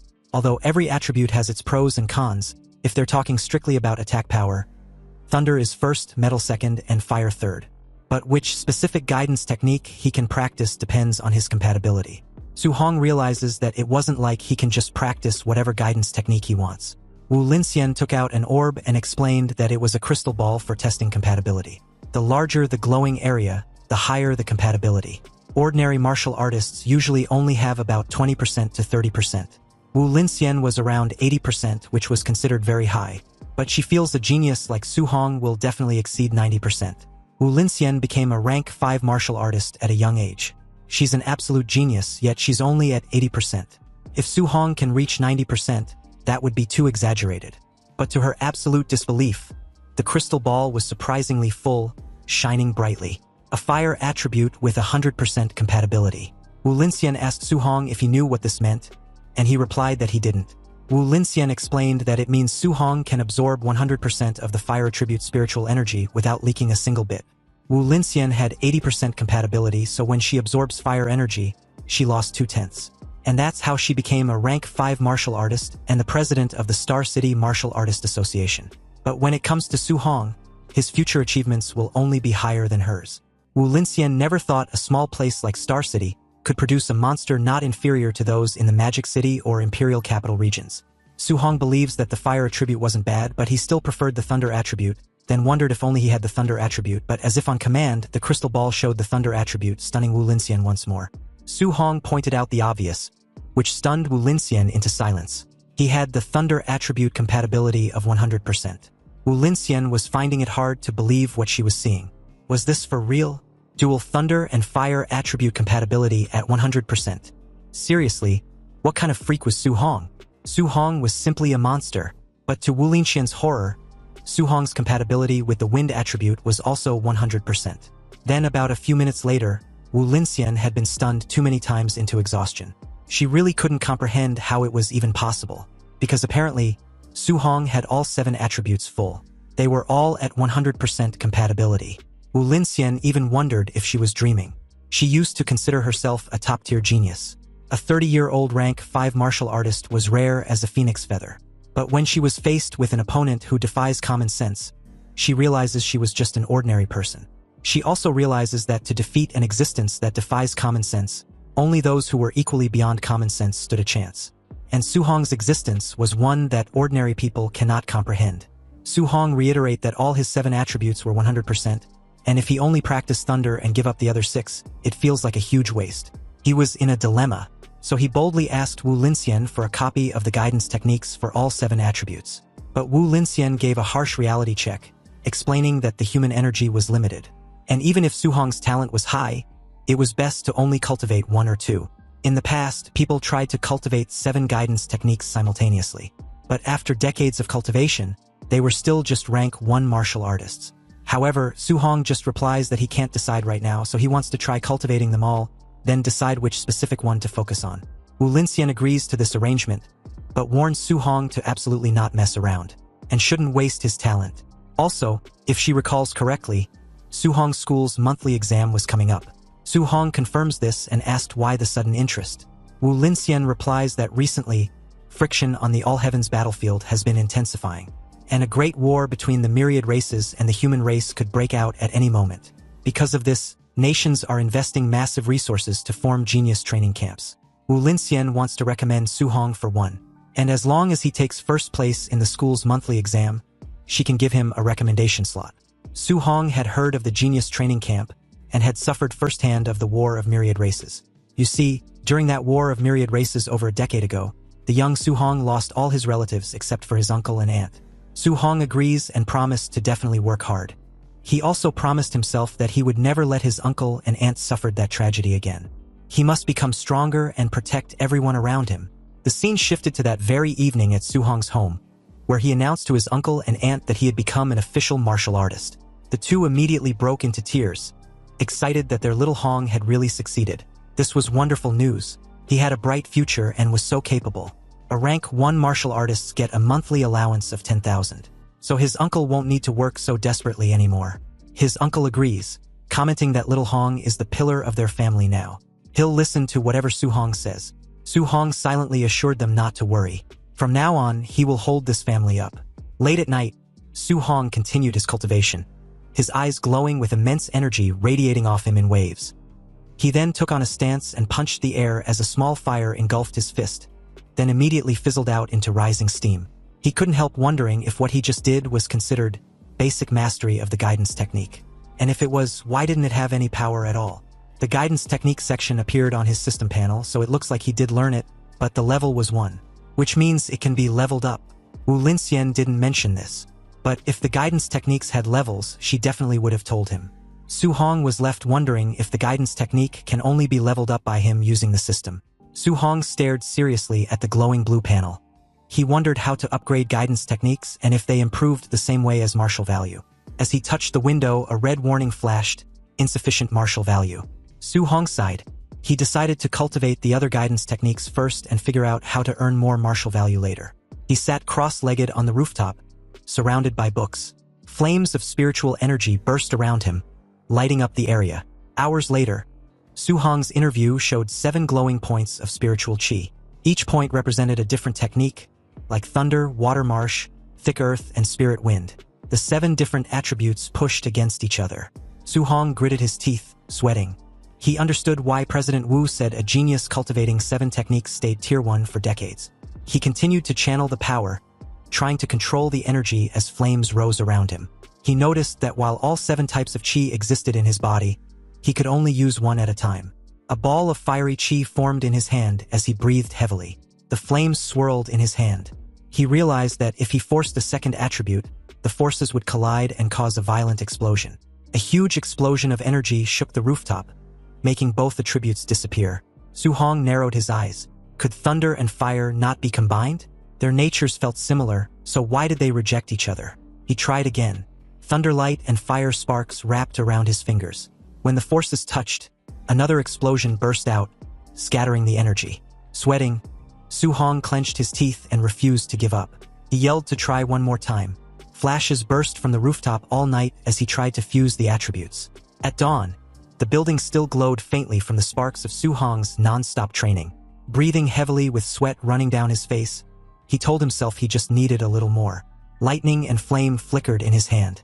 He stared at it, insisting he only needed a tiny bit more. Gritting his teeth, he shouted for the power to fuse. Lightning and fire wrapped around his arms as he forced the energies together. A bright flame exploded in his palm. After trying all night, he finally succeeded. He looked at the flame with relief. Straightening his clothes, he decided it was time to go out and test the power. At Star City's Citizen Martial Arts Square, a large plaza with a clock tower, training robots stood ready. Su Hong stood before a spider-shaped combat tester. He noted that he had switched to a Tier 3 tester, hoping this one wouldn't break. Remembering that 50% power reached 3,000 previously, he decided to try 30% power first. He struck with his glowing fist. The result went above 2,300. He was surprised. At 30% strength, it should have been around 1,800, but it had increased by 500. He looked at the lightning in his hand. The power of thunder alone was already very strong. Then he clenched his hand to aim. He wondered how strong the fused thunder and fire would be. He then released the combined force. His punch smashed into the tester with overwhelming speed and power. The screen flashed 3041. Su Hong stared in surprise. It was far higher than expected.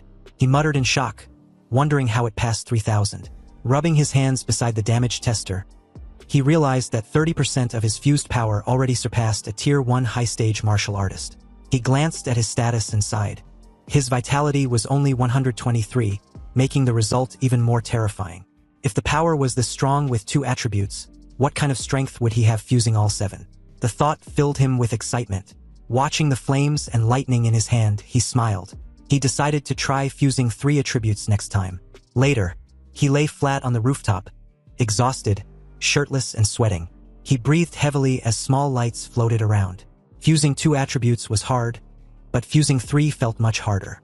He had rearranged all 7 patterns repeatedly, but made no progress. Still, he imagined the power if he succeeded. He checked the system, wondering if leveling up his techniques would help. The screen listed his level 1 techniques like thunder, flame, and water. He remembered the monthly exam was tomorrow, and he needed to earn martial value. The next day, students gathered at Star City No. 1 High School. The principal walked onto the stage. The principal announced this exam was different. Due to frontline pressure, a special training camp would now be held yearly to select geniuses. He explained the camp had resources like powerful arts, rare pills, and grandmaster instructors. The top 3 students in the exam would join the Star City training camp. The students became excited, shouting about the genius training camp. Others were shocked that a Tier 7 Grandmaster might teach, since their principal was only Tier 3. Su Hong stared ahead tiredly. President Wu had said if he got first place, she would give him a spot. But didn't the top 3 all receive spots anyway? A friend told Su Hong that Chun Shan and Li Tu were now Tier 1 martial artists, and others had learned Thunder Rush Fist. Su Hong looked confused. He had only missed 10 days, yet they had already broken through.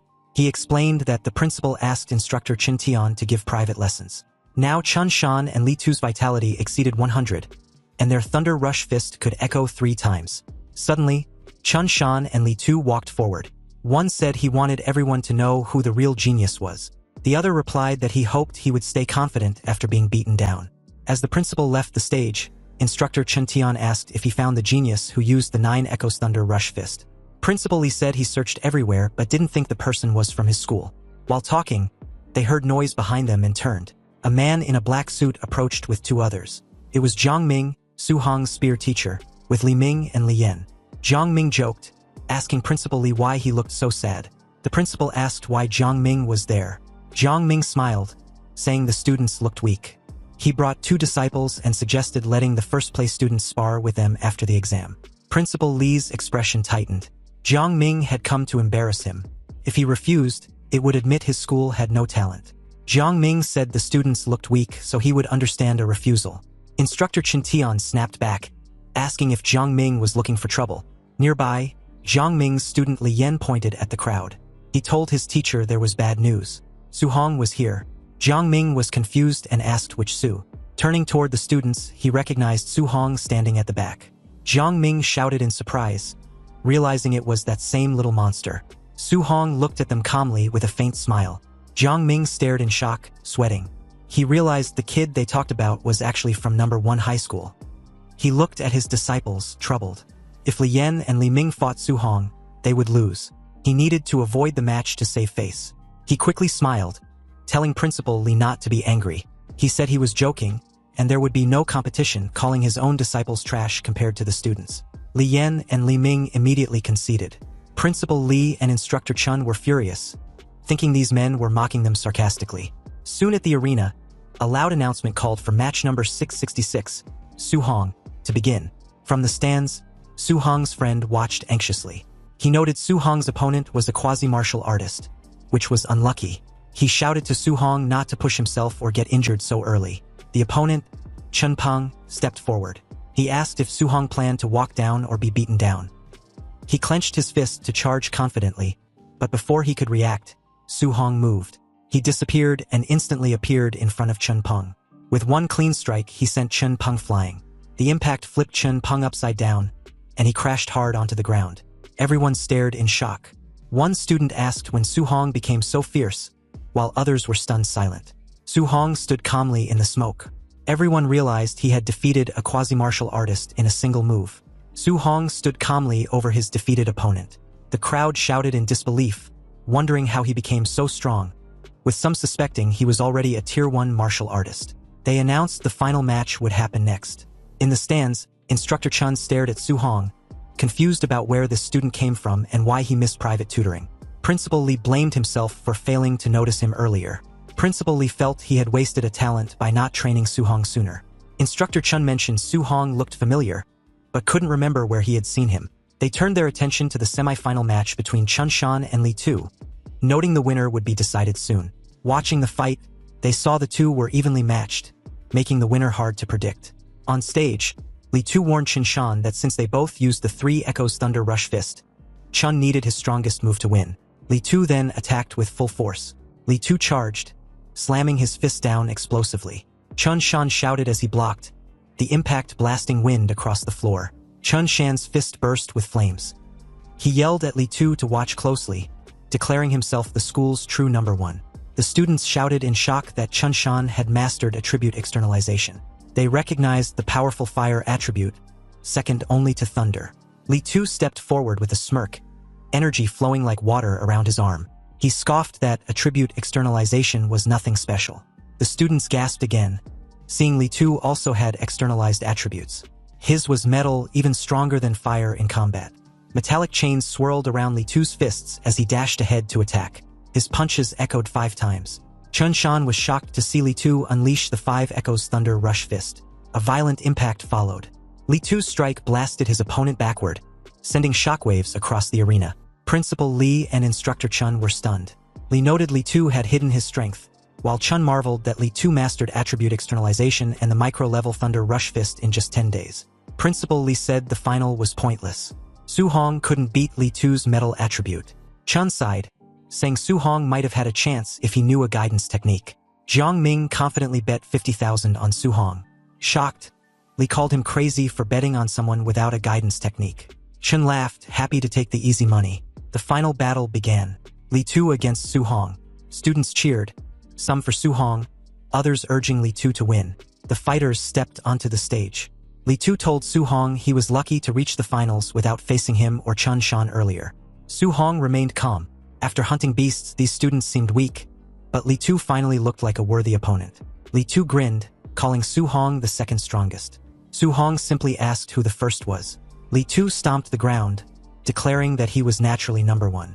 He attacked, claiming one move would show the huge gap between them. Students panicked, seeing Li Tu use the 5 Echoes Thunder Rush Fist immediately. They feared it was already over for Su Hong. But Su Hong's eyes glowed with golden light as power built up inside him.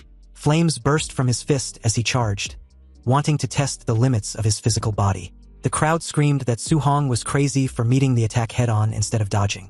Their fists smashed together explosively, shaking the ground. They clashed repeatedly, sending energy bursts through the air. Su Hong met the thunderous attack directly. Li Tu was shocked that Su Hong stopped his 5 Echoes fist instantly with just 5 punches. They fought on, fists colliding in a storm of blows amidst whipping energy chains. Li Tu gritted his teeth. Every punch from Su Hong felt overwhelmingly heavy, like fighting a monster. In the stands, a teacher exclaimed that Su Hong was evenly matching Li Tu without using any martial skills. His friend shouted that his strength was terrifying. The officials were stunned.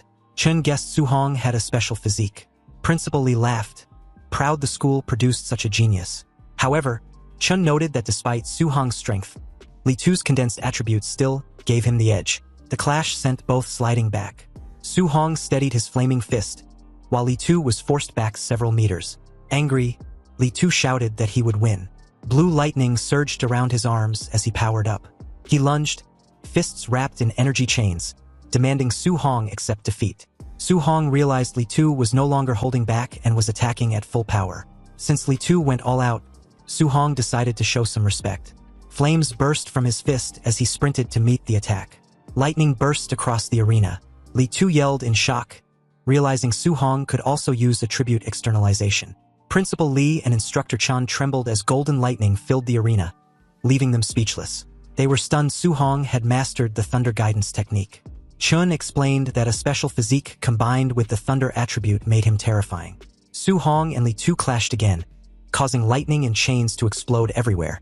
Li Tu realized with alarm that Su Hong's Thunder attribute was stronger than his own metal attribute. Lightning coiled around Su Hong. He told Li Tu that since he revealed his ultimate move, he would answer properly. Su Hong's eyes glowed gold. He announced his ultimate move and charged using the Thunder Rush Fist. His strike landed explosively. The impacts echoed rapidly, driving Li Tu back as 9 echo bursts blasted across the arena. 9 echoes impossible, Li Tu shouted. Blood burst from his mouth as he crashed to the ground. Su Hong stood over him, thunder still crackling around his fists. The students fell silent, their faces frozen in pure shock. Someone finally asked if he won. Excitement erupted as they realized Su Hong reached the perfect realm. 9 echoes surpassing even the teachers. Instructor Chun stuttered in disbelief. Principal Li trembled, declaring Su Hong not just a genius, but the dragon of Star City High. Chun wiped his sweat, imagining how devastated other geniuses in the training camp would be facing a monster like Su Hong. As Su Hong walked away, Chun admired him. He said a golden carp transforms into a dragon when it meets the wind. Star City was too small for him. Principal Li agreed. He predicted Su Hong would rise like a dragon, shining brightest in the imperial capital and the battlefield of 10,000 races. Anyway, Su Hong heads back home where his uncle had just finished making a simple dinner. He immediately asked how the exam went. With a grin, Su Hong said he'd taken first place in the monthly exam. His uncle stared at him for a second, then burst out in excitement. They were still celebrating when loud knocking suddenly hit the door. A woman's sharp voice came from the hallway, asking if this was Su Hong's home. Su Hong opened the door, confused. His uncle and aunt stood just behind him, peeking out cautiously. Outside stood a well-dressed woman covered in expensive jewelry. She introduced herself as Lin Nan's mother. She explained that only the top 3 students could enter the training camp. Her son had ranked 4th.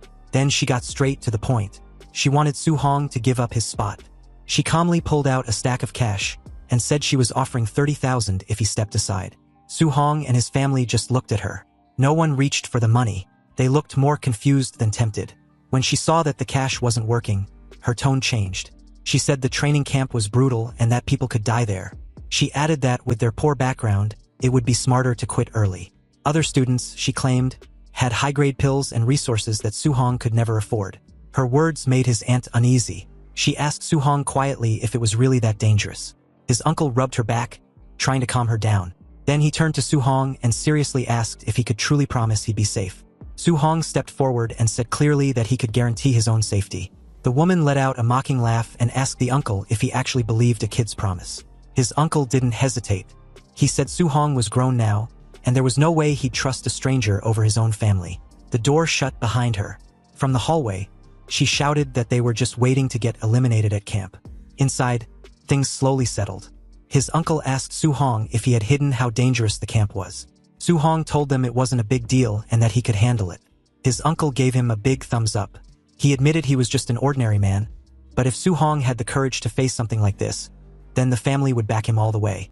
Suddenly, his aunt smacked his uncle on the back, telling him to stop making it so dramatic. She said they didn't care about rankings or glory. They just wanted Su Hong safe. Su Hong nodded with a warm smile, hearing that made him feel lighter. Later that night, he stood alone on the rooftop looking over the city lights. He knew that even though his uncle and aunt said they supported him, they were still worried. He quietly promised himself he wouldn't let them down. If he wanted to protect their new life, he had to get stronger. He opened his system interface. He had gained 285 martial value points from the monthly exam, but it didn't feel like enough. His mortal body stat was at 36.1%. Thinking about the powerful geniuses at the training camp, he decided to focus on strengthening his body first. He started adding points to the mortal body stat. A red glow surrounded him as the percentage slowly climbed. When it stopped, steam rose from his body. His mortal body had reached 64.6%, still far from 100%. He wondered what kind of special physique he would unlock once it was complete. Then he noticed something unexpected. Both his Thunder Guidance Technique and Heavenly Flame Guidance Technique had quietly advanced to level 2. He realized he'd only practiced them casually for a few days. Maybe there weren't any special requirements. Maybe steady practice alone was enough. Curious, he decided to try leveling them again right away. Lightning gathered in one hand. Flames burned in the other. He focused and began training through the night. By dawn, sunlight spread across the skyscrapers. Su Hong opened his eyes after a full night of cultivation. Fire and electricity swirled faintly around him. A notification appeared. Both techniques had successfully advanced to level 3. He checked his stats. His vitality had increased by 3 points, reaching 126. His mortal body remained at 64.6% and his martial value points were completely used up. Later that morning, he stood outside the apartment building with his weapon over his shoulder, ready to leave for the training camp. His aunt looked at him anxiously and told him to stay safe. She added that if things didn't go well, he could always come home. His uncle quickly told her not to say things like that. He waved at Su Hong enthusiastically and told him to go win another first place. Su Hong smiled, agreed, and started walking down the quiet street. Once he was a distance away, his uncle's brave front faded. He stood there shaking slightly as he watched Su Hong leave. Tears streamed down his face. His aunt teased him, asking if he wasn't just as worried as she was. He admitted he was. He said he just didn't want Su Hong to carry their fear with him. Meanwhile, as Su Hong walked down the street, his senses picked up movement. A red sports car suddenly turned the corner and stopped sharply beside him. The window rolled down. President Wu Lingxian sat inside, wearing sunglasses. She told him to get in. Soon they were racing down the highway. Su Hong asked why she had come to pick him up personally. Without taking her eyes off the road, she said she had a few important reminders about the training camp. As president, she knew the details about the other participants. She told him that a few students were already Tier 1 high-stage martial artists and were close to Tier 2. Their martial skills were at least B-ranked. Su Hong listened calmly. He knew Tier 2 required 200 vitality points, which was a big gap from where he stood. Still, he wasn't worried. Even if they had B-rank skills, his system would let him learn high-level techniques quickly. Wu Lingxian continued, saying that while his talent was the best she'd ever seen, he lacked the resources those wealthy students had. She added that even if he failed at camp, he shouldn't feel discouraged. Surpassing them would just be a matter of time. Su Hong thanked her sincerely and called her sister Wu. She glanced at him briefly. Even after hearing about the gap between him and the others, he remained completely calm. She figured his mindset wouldn't be a problem at all. A while later, a black van drove through the treacherous curvy road of the Tianlin mountain range. Inside the vehicle, Li Tu and Chen Shan were in shock after realizing that the training camp was set in a place where ferocious beasts gather in droves. Principal Li calmly assures him not to worry, explaining that the entire camp was overseen by grandmasters, so there was no life-threatening danger. Meanwhile, Su Hong, deep in thoughts, was fully aware that the Tianlin mountain range stretches across multiple cities, including Star City and Yang City. Spiritual energy was dense there, and ferocious beasts were everywhere. Deep within the mountains hide beast kings comparable to rank 7 grandmasters. Even a tier 1 beast on the outskirts is far more dangerous than those found elsewhere, and ordinary rank 2 martial artists would not dare to enter lightly. As the van continues forward, elsewhere deep within the forest, several pairs of glowing red eyes track the vehicle's movement. Back inside, Li Tu comments about how he feels that something is watching them, and Chen Shan, who also grew uneasy, worriedly asked whether anyone thinks a ferocious beast might suddenly pop out of nowhere and attack them. On the other hand, Su Hong remains silent, sensing how brutal this environment was. He understands that the training camp's competition will just be as brutal as the beasts slaughtering each other. A small smile tugged on his lips as he realizes he actually enjoys this kind of atmosphere. The van soon arrived at a fenced camp where dozens of students have already gathered.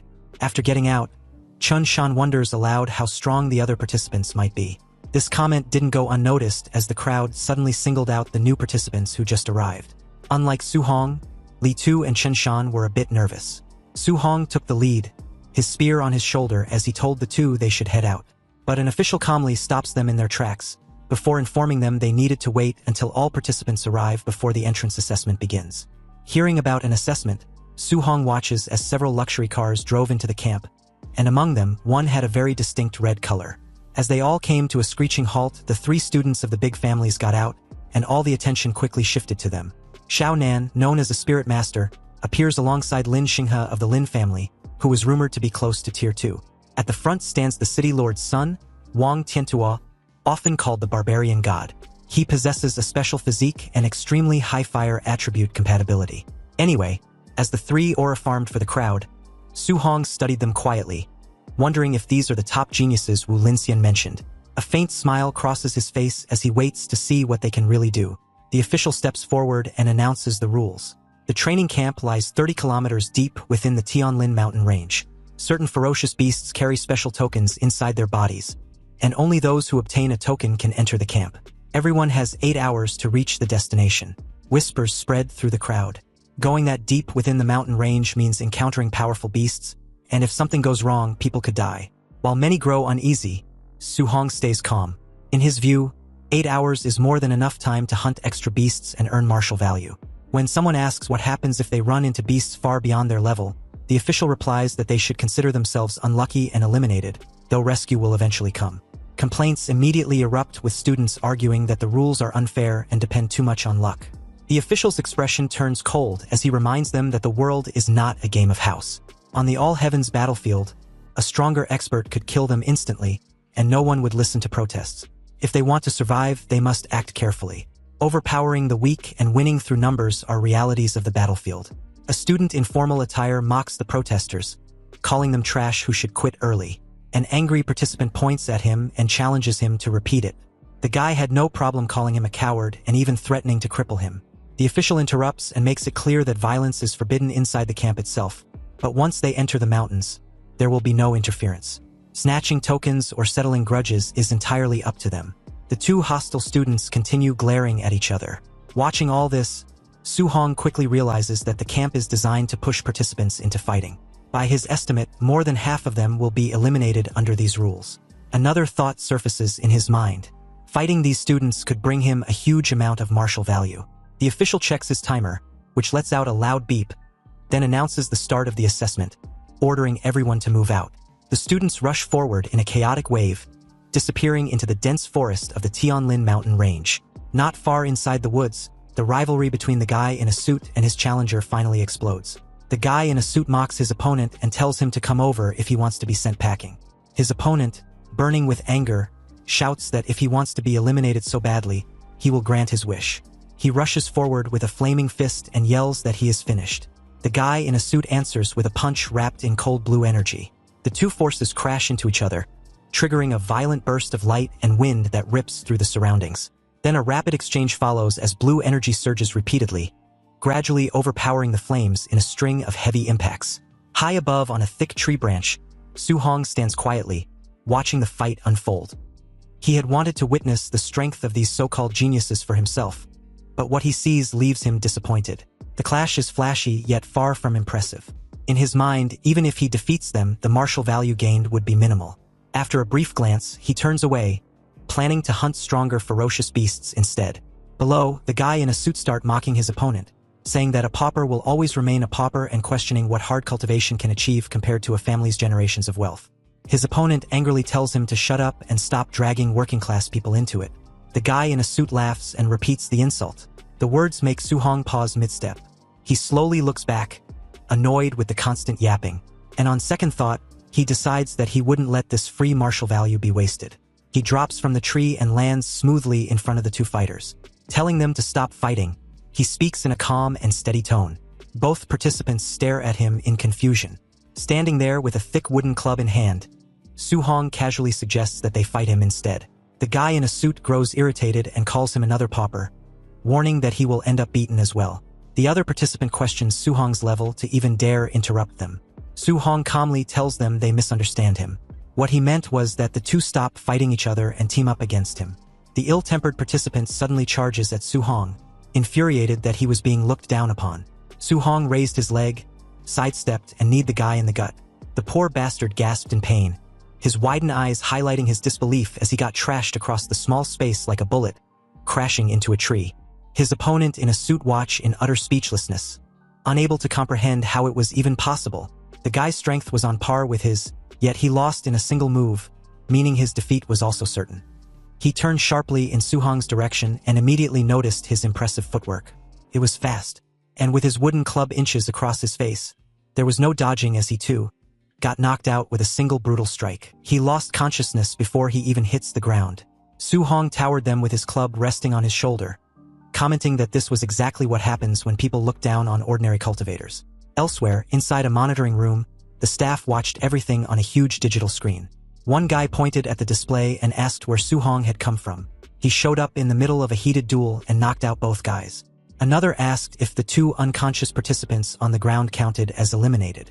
Their supervisor explained that they did not. Since neither of them had asked for rescue yet, the test would keep going. Back in the forest, the cultivator in the suit slowly woke up. He held his aching face and noticed the other fighter sitting nearby. Instantly, he pushed himself backward and yelled for the man to stay away.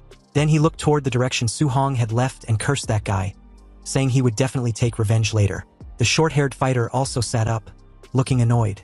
He said the loss only happened because he had underestimated the opponent. In his opinion, losing to a kid like that simply didn't make sense. For a while, the two former rivals sat quietly, staring at each other. Eventually, the short-haired fighter spoke first. He apologized for what he had said earlier and admitted the other man was actually strong. The cultivator in the suit responded the same way. He said the short-haired fighter also had impressive strength and apologized for mocking him earlier. After sharing the same embarrassing defeat, the two of them shook hands. Soon they were standing with their arms around each other's shoulders, calling themselves brothers. They quickly came up with a plan for revenge. The abandoned wooden club nearby would be perfect for giving that kid a few solid hits to release their anger. Meanwhile, Su-hong ran through the forest at high speed. Suddenly, he stopped when a group of Tier 1 initial stage giant-toothed wild boars rushed out from the bushes. Seeing them again, Su-hong muttered that he had run into another pack. He wondered how many of these creatures he had already seen in the Tianlin mountain range. The boars charged toward him with heavy pounding steps. Su-hong's eyes flashed with a golden light as he launched his Thunder Rush fist, 9 echoes sending yellow lightning bursting forward. The attack cut through the group in a massive golden blast of energy.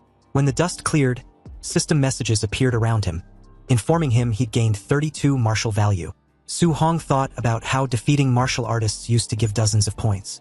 Now the rewards were getting smaller as his strength increased. He shrugged it off and decided the real goal was finding tokens. He started cutting open the boar carcasses, remembering that the dozen beasts he killed earlier hadn't carried any tokens either. After wiping the blood from his hands, he confirmed that none of them had one. Su Hong concluded that only stronger beasts probably carried tokens. Half an hour later, he moved deeper into the forest, jumping between trees while searching the area. When he first entered the 5-kilometer zone, he could find more than a dozen low-level beasts every hour. Now he couldn't see a single one. At that moment, a massive Tier 1 high-stage Netherknight black tiger suddenly lunged out with a loud roar. Su Hong quickly avoided the attack and recognized the beast right away. Blue energy gathered around his finger as he used Void-Breaking Finger. The strike landed directly on the tiger. The beast cried out as the force smashed it into the ground, cracking the earth beneath it. To finish the fight, Su Hong thrust his spear straight into the tiger's head. A message appeared, martial value plus 35. Su Hong commented to himself that with his current strength, defeating a Tier 1 high-stage beast felt extremely easy. He then searched through the tiger's stomach and finally pulled out a red and gold token covered in blood. Looking at it, Su Hong remarked that it had taken almost 3 hours just to find a single one. Thinking about it, he compared the situation. Low-level boars appeared everywhere, while high-stage beasts like this tiger were rare. The stronger beasts gave more value, but there were far fewer of them. After considering it for a moment, Su Hong decided that quantity was the better option. Hunting lots of weaker beasts near the outer areas would let him gather martial value much faster. With 5 hours left in the assessment, Su Hong headed out again. His plan was simple: push his mortal body to its limit before time ran out, leaving behind a clearing full of blood and beast carcasses as he walked away. The forest clearing was filled with the bodies of fallen wild boars. Blood stained the ground, and the air carried the heavy scent of battle. Suddenly, a huge bear burst out with a thunderous roar and rushed straight at Su Hong. Its eyes glowed with a faint red light as it swung a massive claw toward him. The attack missed. While moving around the beast, he noted to himself that after fighting dozens of Tier 1 ferocious beasts, he had finally run into another Tier 1 middle stage one. Bright orange flames began to gather around his fist as he prepared to strike back. Su Hong jumped high into the air and drove his flaming punch straight into the bear's open mouth. Fire and force burst out at the same time. In the reflection of the bear's golden eye, Su Hong could be seen descending again for the finishing strike. He dropped down with full force, slamming his weight onto the beast. The impact shook the ground violently. Moments later, the huge body stopped moving. Su Hong stood over the defeated beast and took a moment to think. Ever since his mortal body reached 60%, defeating a Tier 1 middle stage ferocious beast with pure physical strength had become possible. He glanced down at his hands and clothes, both covered in blood. Then he opened his system interface to check his progress. After calculating the numbers, Su Hong noted that he had already gained 254 martial value points. He still needed a little more than 100 points to fully max out his mortal body. Looking at the remaining time, Su Hong saw that over 3 hours were still left in the assessment. He picked up his spear, ready to continue hunting and gather enough martial value. Right then, several thunder-like booms suddenly echoed across the forest. Su Hong immediately looked toward the sky. Sweat formed on his forehead as he asked out loud what kind of noise that was. Above the forest, a massive golden bird with glowing wings flew across the sky, its enormous shadow covering the land below. Su Hong stared at it and wondered what kind of ferocious beast it could be. After watching it for a moment, he guessed that it might actually be the legendary Golden Rock Beast King. The giant bird released a sharp, piercing cry. With a powerful flap of its wings, a huge shock wave spread across the forest. Trees bent and snapped while dust rose everywhere. Su Hong planted his spear into the ground and held on tightly to keep his balance against the powerful force. Watching the scene, he commented to himself that the Beast King's strength was terrifying. Even a simple flap of its wings had created such an enormous shock wave.